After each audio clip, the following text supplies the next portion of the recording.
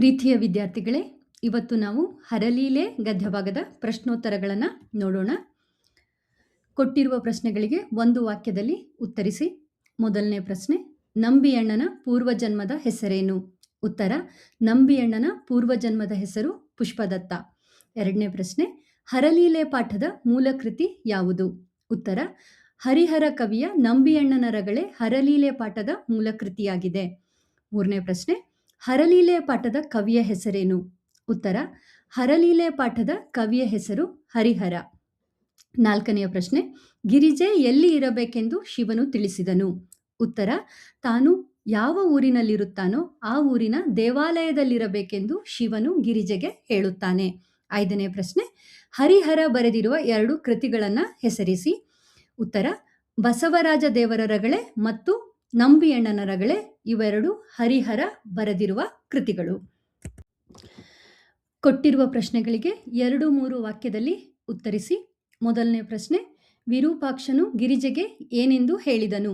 ಉತ್ತರ, ವಿರೂಪಾಕ್ಷನು ಗಿರಿಜೆಗೆ, ದೇವಿ ಕೇಳು, ನಮ್ಮ ಪುತ್ರನಾದ ಪುಷ್ಪದತ್ತನು ಭೂಲೋಕದಲ್ಲಿ ಹುಟ್ಟಿ ನಂಬಿ ಎಂಬ ಹೆಸರನ್ನು ಪಡೆದು ಸಂಸಾರದಿಂದ ಕೆಟ್ಟು ಹೋಗುವುದಕ್ಕೆ ಸಿದ್ಧನಾಗಿದ್ದಾನೆ. ಆತನಿಗೆ ಮುಂಚೆ ನೀಡಿದ ಮಾತನ್ನು ಅನುಸರಿಸಿಕೊಂಡು ಹೋಗಿ ಭೂಲೋಕದಲ್ಲಿ ನನ್ನ ಸೇವಕನನ್ನಾಗಿ ಮಾಡಿಕೊಳ್ಳುತ್ತೇನೆ. ನೀವು ಕಳುಹಿತ ರುದ್ರಕನ್ನಿಕೆಯರಿಬ್ಬರು ಚೋಳ ದೇಶದ ತಿರುವಾರೂರಿನಲ್ಲಿ ಮತ್ತು ತಿರುವತ್ತಿಯೂರಿನಲ್ಲಿ ಪರವೆ ಮತ್ತು ಸಂಕಿಲಿ ಎಂಬ ಹೆಸರಿನಿಂದ ಹುಟ್ಟಿದ್ದಾರೆ. ಅವರನ್ನು ಆತನೊಡನೆ ಸೇರಿಸಿ ಸಕಲ ಸುಖವನ್ನು ಪೂಜೆಯಾಗಿ ಸ್ವೀಕರಿಸಿ ಬರುವೆನು ಎಂದು ಹೇಳಿದನು. ಎರಡನೇ ಪ್ರಶ್ನೆ, ಚೋಳ ದೇಶದಲ್ಲಿದ್ದ 3 ಗ್ರಾಮಗಳನ್ನು ಹೆಸರಿಸಿ. ಉತ್ತರ, ಮಣಮಂದಪುತ್ತೂರು, ತಿರುವಾರೂರು ಮತ್ತು ತಿರುವತ್ತಿಯೂರು ಇವು ಚೋಳ ದೇಶದಲ್ಲಿದ್ದ 3 ಗ್ರಾಮಗಳು. ಮೂರನೇ ಪ್ರಶ್ನೆ, ವೃದ್ಧ ಮಾಹೇಶ್ವರನು ಶಿವಮಂತ್ರವನ್ನು ಹೇಳುತ್ತಿದ್ದ ರೀತಿಯನ್ನು ತಿಳಿಸಿ. ಉತ್ತರ, ಶಿವನು ಪುಣ್ಯವೇ ಪಣ್ಣಾದಂತೆ ಶತವೃದ್ಧನ ರೂಪದಲ್ಲಿ ಮದುವೆಯ ಚಪ್ಪರದ ಮುಂದೆ ಬಂದಿಳಿದನು. ಒಮ್ಮೊಮ್ಮೆ ಕೆಮ್ಮುತ್ತಾ, ಒಮ್ಮೊಮ್ಮೆ ಗೋರ್ ಗೋರ್ ಎಂದು ಶಬ್ದ ಮಾಡುತ್ತಾ, ತೊದಲುವ ಮಾತುಗಳಿಂದ ನಮಃಶಿವಾಯ ನಮಃಶಿವಾಯ ಎನ್ನುತ್ತಿದ್ದನು.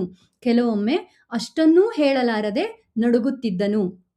ನಾಲ್ಕನೆಯ ಪ್ರಶ್ನೆ, ಕೆಳಗೆ ಬಿದ್ದ ವೃದ್ಧನನ್ನು ನೋಡಿ ನೆರೆದಿದ್ದ ಜನ ಏನೆಂದು ಮಾತನಾಡಿಕೊಂಡರು? ಉತ್ತರ, ಕೆಳಗೆ ಬಿದ್ದ ವೃದ್ಧನನ್ನು ನೋಡಿ ಅಲ್ಲಿ ಸೇರಿದ ಜನರೆಲ್ಲ ಈ ವೃದ್ಧ ಬ್ರಾಹ್ಮಣನನ್ನು, ಈ ಮುಪ್ಪಿನ ಮರುಳನನ್ನು, ಈ ಗೌತಮನ ಗೋವನ್ನು ಅಂದರೆ ಬಡಕಲಾದ ಗೋವಿನಂತಿರುವವನನ್ನು, ಈ ಬ್ರಹ್ಮಹತ್ಯಾ ದೋಷಿಯನ್ನು ಒಳಗೆ ಬಿಟ್ಟವರಾರು? ಕರೆದು ತಂದವರು ಯಾರು? ಇದು ಅಪಶಕುನ. ಇನ್ನೇನು ಈ ಮದುವೆ ಸರಿಯಾಗುವುದಿಲ್ಲ ಎಂದು ಮಾತನಾಡಿಕೊಂಡರು. ಕೊಟ್ಟಿರುವ ಪ್ರಶ್ನೆಗಳಿಗೆ 8-10 ವಾಕ್ಯದಲ್ಲಿ ಉತ್ತರಿಸಿ. ಮೊದಲನೇ ಪ್ರಶ್ನೆ, ಶಿವನು ವೃದ್ಧ ಮಾಹೇಶ್ವರನಾಗಿ ವೇಷಧರಿಸಲು ಕಾರಣ ಮತ್ತು ವೃದ್ಧ ಮಾಹೇಶ್ವರನ ವರ್ಣನೆಯನ್ನು ತಿಳಿಸಿ. ಉತ್ತರ, ಕೈಲಾಸದಲ್ಲಿ ರುದ್ರಗಣಗಳಲ್ಲಿ ಒಬ್ಬನಾದ ಪುಷ್ಪದತ್ತ ಮತ್ತು 2 ರುದ್ರಕನ್ನಿಕೆಯರು ಪರಸ್ಪರ ಮೋಹಗೊಂಡರು. ಶಿವನು ಆ ಮೂವರಿಗೂ ಭೂಲೋಕದಲ್ಲಿ ಮನುಜರಾಗಿ ಹುಟ್ಟಿ ಸಕಲ ಸುಖಗಳನ್ನೂ ಅನುಭವಿಸಿ ಬರುವಂತೆ ಶಪಿಸಿದನು. ಪುಷ್ಪದತ್ತನು ತಪ್ಪನ್ನು ಮನ್ನಿಸಬೇಕೆಂದು ಶಿವನಲ್ಲಿ ಪ್ರಾರ್ಥಿಸಿದನು.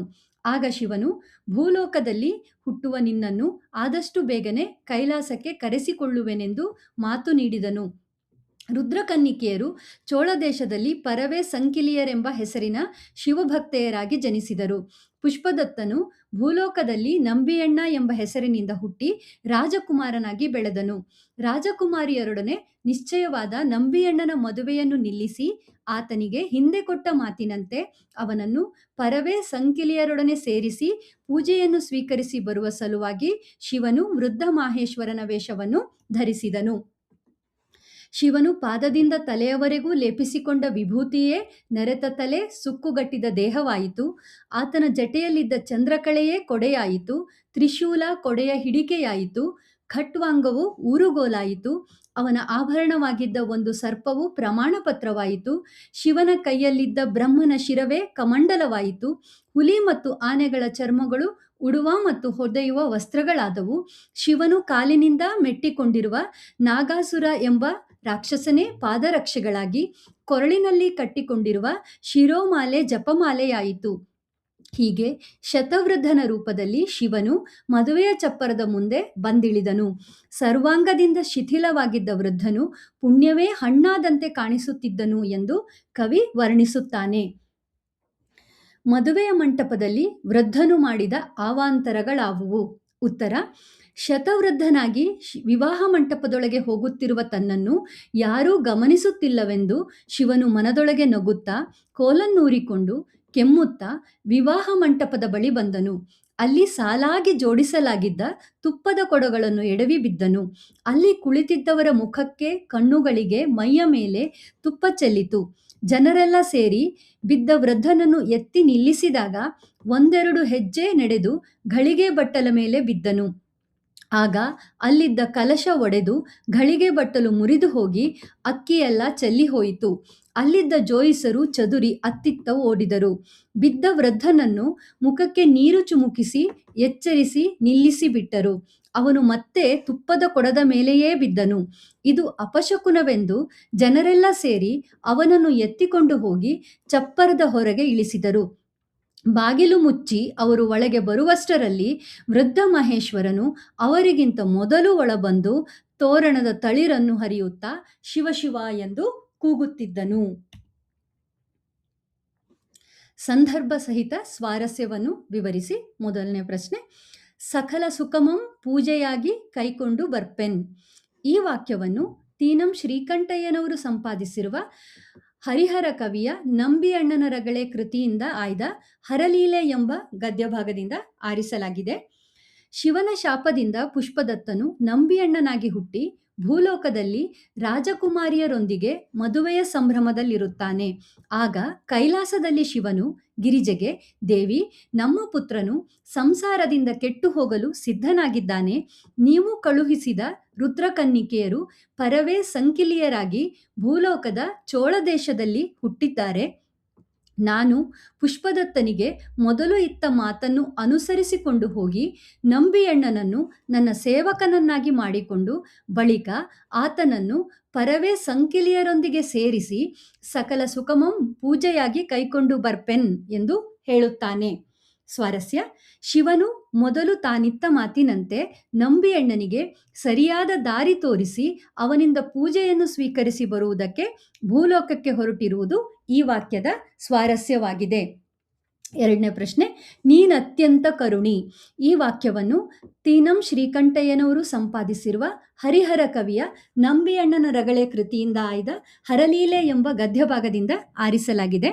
ಶಿವನು ತಾನು ಭೂಲೋಕಕ್ಕೆ ಹೋಗಿ ನಂಬಿಯಣ್ಣನನ್ನು ತನ್ನ ಸೇವಕನನ್ನಾಗಿ ಮಾಡಿಕೊಂಡು ರಾಜಕುಮಾರಿಯರೊಂದಿಗೆ ನಡೆಯಲಿರುವ ಅವನ ಮದುವೆಯನ್ನು ನಿಲ್ಲಿಸಿ ಗಿರಿಜೆ ಕಳುಹಿಸಿದ ಶಿವಭಕ್ತೆಯರಾದ ಪರವೇ ಸಂಕಿಲೆಯರೊಂದಿಗೆ ಅವನನ್ನು ಸೇರಿಸಿ ಪೂಜೆ ಸ್ವೀಕರಿಸಿ ಬರುತ್ತೇನೆಂದು ಹೇಳುತ್ತಾನೆ. ಆಗ ಗಿರಿಜೆ ತಾನೂ ಜೊತೆಯಲ್ಲಿ ಬರುತ್ತೇನೆಂದು ಹೇಳುತ್ತಾಳೆ. ಆಗ ಶಿವನು, ನೀನತ್ಯಂತ ಕರುಣಿ, ನಾನು ಅಲ್ಲಿ ಮಾಡಬೇಕಾಗಿರುವುದು ಬಹಳ ನಿಷ್ಠುರವಾದ ಕೆಲಸ ಎಂಬ ಮಾತನ್ನು ಹೇಳುತ್ತಾನೆ. ಸ್ವಾರಸ್ಯ: ಶಿವನು ಭೂಲೋಕದಲ್ಲಿ ಮಾಡಬೇಕಾಗಿರುವ ಮದುವೆ ನಿಲ್ಲಿಸುವಂತಹ ನಿಷ್ಠುರವಾದ ಕೆಲಸವನ್ನು ಕರುಣಾಮಯಿಯಾದ ಗಿರಿಜೆ ಸಹಿಸಲಾರಳು ಎಂಬುದು ಇಲ್ಲಿನ ಸ್ವಾರಸ್ಯವಾಗಿದೆ. ಮೂರನೇ ಪ್ರಶ್ನೆ: ಪುಣ್ಯಂ ಪಣ್ಣಾದಂತೆ. ಈ ವಾಕ್ಯವನ್ನು ತೀನಂ ಶ್ರೀಕಂಠಯ್ಯನವರು ಸಂಪಾದಿಸಿರುವ ಹರಿಹರ ಕವಿಯ ನಂಬಿಯಣ್ಣನ ರಗಳೆ ಕೃತಿಯಿಂದ ಆಯ್ದ ಹರಲೀಲೆ ಎಂಬ ಗದ್ಯಭಾಗದಿಂದ ಆರಿಸಲಾಗಿದೆ. ಭೂಲೋಕಕ್ಕೆ ಬಂದ ಶಿವ ಹೇಗೆ ಕಾಣಿಸುತ್ತಿದ್ದ ಎಂಬುದನ್ನು ವಿವರಿಸುವ ಸಂದರ್ಭದಲ್ಲಿ ಕವಿ ಈ ಮಾತನ್ನು ಹೇಳುತ್ತಾನೆ. ಸುಕ್ಕುಗಟ್ಟಿದ ಚರ್ಮ, ಧರಿಸಿದ ವಿಭೂತಿ, ಬಿಳಿಯ ಗಡ್ಡ, ಕೈಯಲ್ಲಿ ಕಮಂಡಲ, ನೆಲಕ್ಕೆ ಊರಿದ ಊರುಗೋಲು, ಮುಪ್ಪಿನಿಂದಾಗಿ ನಡುಗುವ ತಲೆ, ಹೀಗೆ ಸರ್ವಾಂಗವೂ ಸಡಿಲವಾಗಿರುವ ಶತವೃದ್ಧನ ವೇಷ ಧರಿಸಿ ಮದುವೆಯ ಚಪ್ಪರದ ಬಳಿ ಬಂದ ಶಿವನು ಪುಣ್ಯಂ ಪಣ್ಣಾದಂತೆ ಕಾಣುತ್ತಿದ್ದನೆಂದು ಕವಿ ವರ್ಣಿಸುತ್ತಾನೆ. ಸ್ವಾರಸ್ಯ: ಶತವೃದ್ಧನ ವೇಷದಲ್ಲಿ ಬಂದ ಶಿವ ಪುಣ್ಯವೇ ಸಾಕಾರಗೊಂಡು ವೃದ್ಧನ ರೂಪದಲ್ಲಿ ಬಂದಂತೆ ಕಾಣುತ್ತಿದ್ದನೆಂಬ ಕವಿಯ ವರ್ಣನೆ ಇಲ್ಲಿನ ಸ್ವಾರಸ್ಯವಾಗಿದೆ. ನಾಲ್ಕನೆಯ ಪ್ರಶ್ನೆ: ಈ ವೃದ್ಧಂ ಕಿರುಕುಳನಲ್ಲ. ಈ ವಾಕ್ಯವನ್ನು ತೀನಂ ಶ್ರೀಕಂಠಯ್ಯನವರು ಸಂಪಾದಿಸಿರುವ ಹರಿಹರ ಕವಿಯ ನಂಬಿಯಣ್ಣನ ರಗಳೆ ಕೃತಿಯಿಂದ ಆಯ್ದ ಹರಲೀಲೆ ಎಂಬ ಗದ್ಯಭಾಗದಿಂದ ಆರಿಸಲಾಗಿದೆ. ಶಿವನು ವೃದ್ಧ ವೇಷಧಾರಿಯಾಗಿ ಬಂದು ಮಾಡಿದ ಅವಾಂತರಗಳನ್ನು, ಅಪಶಕುನಗಳನ್ನು ನೋಡಿದ ಜನರು ಅವನನ್ನು ಚಪ್ಪರದ ಹೊರಗೆ ಬಿಟ್ಟು ಒಳಗೆ ಬರುವಷ್ಟರಲ್ಲಿ ಅವನು ಒಳಗೆ ಬಂದು ತೋರಣವನ್ನು ಕೀಳುತ್ತಾ ಶಿವ ಶಿವ ಎಂದು ಕೂಗುತ್ತಿದ್ದನು. ಇದನ್ನು ನೋಡಿದ ಜನರು, ಈ ವೃದ್ಧ ಈ ವೃದ್ಧಂ ಕಿರುಕುಳನಲ್ಲ ಕಾರಣಿಕನೇ ಇರಬೇಕು ಎಂದು ಆಶ್ಚರ್ಯದಿಂದ ನೋಡುತ್ತಿದ್ದರು ಎಂದು ಕವಿ ಹೇಳುತ್ತಾನೆ. ಸ್ವಾರಸ್ಯ: ಶಿವನ ಮಹಿಮೆಯನ್ನು ಅರ್ಥ ಮಾಡಿಕೊಂಡ ಜನ ಇವನು ಕಿರುಕುಳ ಕೊಡಲು ಬಂದವನಲ್ಲ, ಯಾವುದೋ ಮಹತ್ವದ ಉದ್ದೇಶದಿಂದ ಬಂದ ಕಾರಣಿಕನೇ ಇರಬೇಕೆಂದು ತಿಳಿಯುವುದು ಇಲ್ಲಿನ ಸ್ವಾರಸ್ಯವಾಗಿದೆ.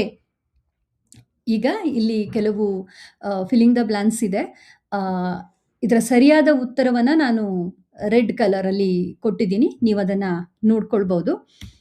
ಇಲ್ಲಿ ಹೊಂದಿಸಿ ಬರೆಯೋರು ಇದೆ, ಅಪಟ್ಟಿ ಆ ಪಟ್ಟಿ ಇದೆ. ಅಪಟ್ಟಿಯನ್ನು ನೀವು ಉತ್ತರದ ಜೊತೆ ಹೊಂದಿಸಿಕೊಂಡು ಸರಿಯಾದ ಉತ್ತರವನ್ನು ಇಲ್ಲಿ ಪಡೆಯಬಹುದು. ಇದಿಷ್ಟು ಹರಲೀಲೆ ಪಾಠದ ಪ್ರಶ್ನೋತ್ತರಗಳಾಗಿವೆ. ಧನ್ಯವಾದಗಳು. ಸಬ್ಸ್ಕ್ರೈಬ್ ಮಾಡೋದನ್ನು ಮರಿಬೇಡಿ.